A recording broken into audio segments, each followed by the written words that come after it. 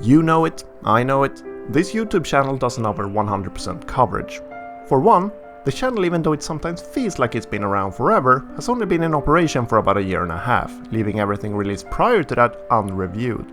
For another, considering the high rate with which new models come out and the not so high rate with which I make these videos, a lot is bound to slip by. I always try to pick the most interesting, noteworthy or anticipated new multirotors to review, but what about the not so new and still great? In order to provide these an opportunity to shine, I propose a new spin-off show. Let me present to you RC View Classics, noteworthy and not previously covered. It's basically just reviews with classical music in the background. And what better candidate to start with than the Syma X11? Released in November of 2014, this micro quadcopter is one of the smaller multirotors released by Syma, a manufacturer otherwise known, then as well as now, for bigger models such as the X5 and X8. The X11 comes in two variants, with and without an integrated 2-megapixel camera, and three colors, black as well as Syma's trademark white and red. On the surface, it admittedly doesn't look especially exciting. In fact, it looks a lot like the original and at the time very popular Hubsan X4, and lacks many features we've come to expect today, but also sports some surprises which really sets it apart. Chief among these is how the X11 propels itself. Syma, coming from the background of bigger multirotors where this is more commonplace, has always been big on gear reduction. With the exception of their X12, I believe every one of their models uses it. So it made sense that if anyone was going to attempt a geared micro quadcopter, it would be them. The purpose of adding gears between the input, in this case a motor, and output, in this case the propeller, is to change the ladder's speed and torque, which can be thought of as rotational force, depending on the relative sizes of the gears, either reducing speed and amplifying torque, or vice versa. In big toy-grade multirotors, it's common to use this principle to run larger propellers with smaller motors. Large propellers are more efficient, though not necessarily better suited for fast acrobatic flying, and smaller motors are lighter. It's a no-brainer. Not quite.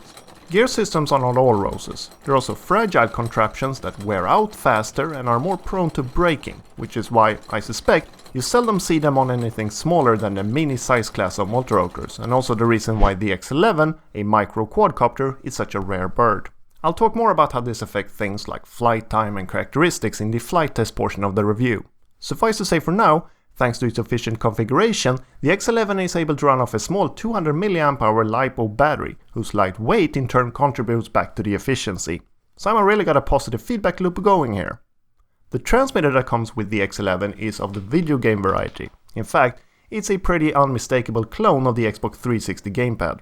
While I'm not saying Syma intentionally phoned this in, build quality feels good, resolution is passable, and there's even a rubbery finish to the sticks to prevent your thumbs from slipping, I can't, even as an avid gamer, fully embrace it either, though I can't pinpoint exactly why.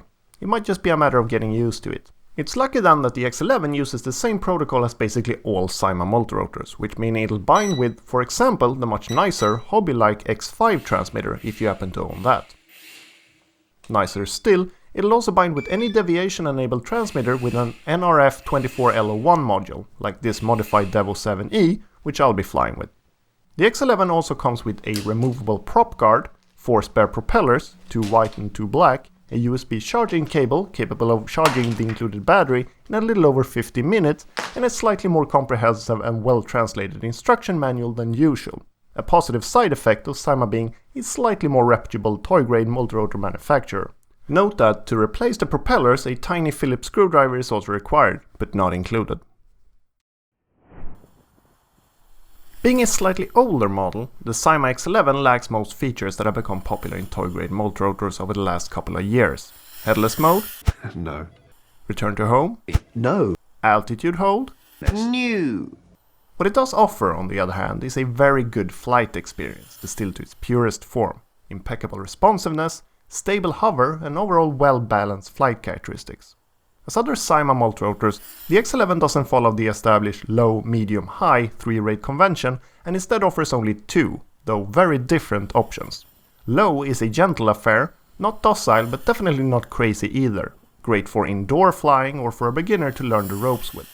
High, on the other hand, is a true high rate that puts whatever doubts I had about Syma being able to pull off a sporty quadcopter to rest with its deep pitch and Fast yaw? Sadly, no. The yaw speed is the weak link in the otherwise solid chain of flight characteristics of the X11. On the low rate, it's completely consistent with pitch and roll, but it doesn't change at all to accommodate for the seriously dialed up settings of the high rate. How much of an issue this is depends largely on what type of flying you'll be doing.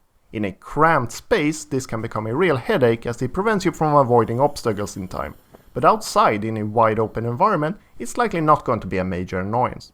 Surprisingly, when flown with the deviation alternative firmware, as seen here, the yaw is noticeably faster, meaning the limit must reside in the transmitter and not the protocol or flight controller.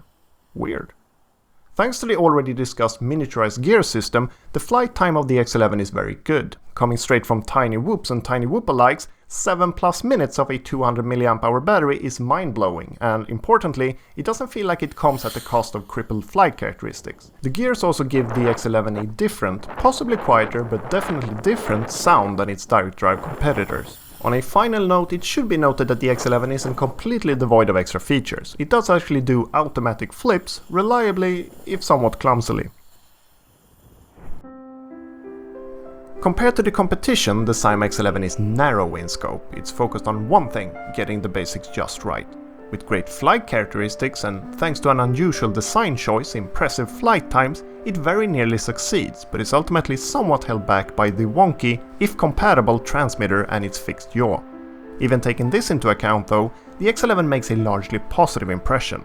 Its two very distinct rates manages to offer something for both beginners and more experienced pilots, and its common protocol and extra room for both bigger batteries and more payload lends itself nicely to modifications should the novelty wear off.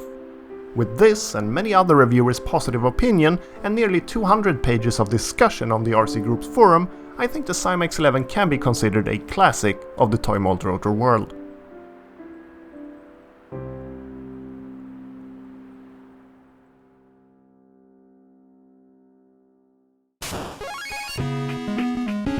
As always, thank you for watching, in this case my 2 years late and thereby not so relevant review of the Syma X11. I noticed the Quadcopter isn't very widely available anymore, which may be a sign that it's going out of production, so if you have any interest in this model, I recommend you act now.